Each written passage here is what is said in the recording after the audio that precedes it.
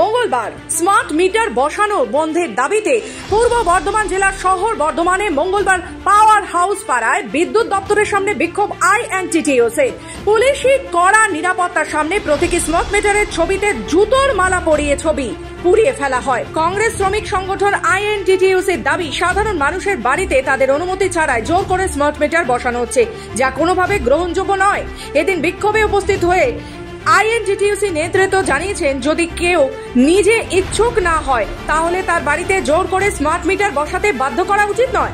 বিক্ষোভে উপস্থিত কর্মী সমর্থকেরা অভিযোগ করেন, কেন্দ্র ও রাজ্য সরকার মিলে সাধারণ মানুষের ঘাড়ে এই সিদ্ধান্ত চাপিয়ে দিচ্ছে, যার ফল ভোগ করতে হবে আগামী দিনের সাধারণ মানুষকেই।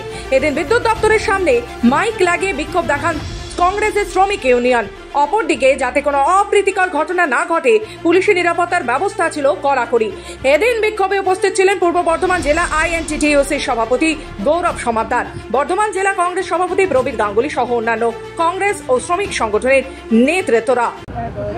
আজকে পূর্ব বর্ধমান জেলা আইএনটিটিইউসির পক্ষ থেকে যে অসাংবিধানিক পদ্ধতিতে এবং অগণতান্ত্রিক পদ্ধতিতে বর্ধমান শহর জুড়ে এবং বর্ধমান লাগোয়া জায়গায় যেভাবে চুপিসারে মিথ্যে কথা বলে, ভুল বুঝিয়ে, ভয় দেখিয়ে স্মার্ট মিটার লাগানো হচ্ছে, তার প্রতিবাদ জানিয়ে আজকে আমরা ডিভিশনাল ম্যানেজারের কাছে একটি স্মারকলিপি প্রদান করতে এসেছি এবং বিক্ষোভ সমাবেশ আমরা দেখালাম এই দপ্তরের সামনে, যাতে বর্ধমানের বুকে স্মার্ট মিটার ভুল বুঝিয়ে মানুষকে না লাগানো যেতে পারে। পূর্ব বর্ধমান থেকে সুমন বিশ্বাসের রিপোর্ট, খবর বাংলা।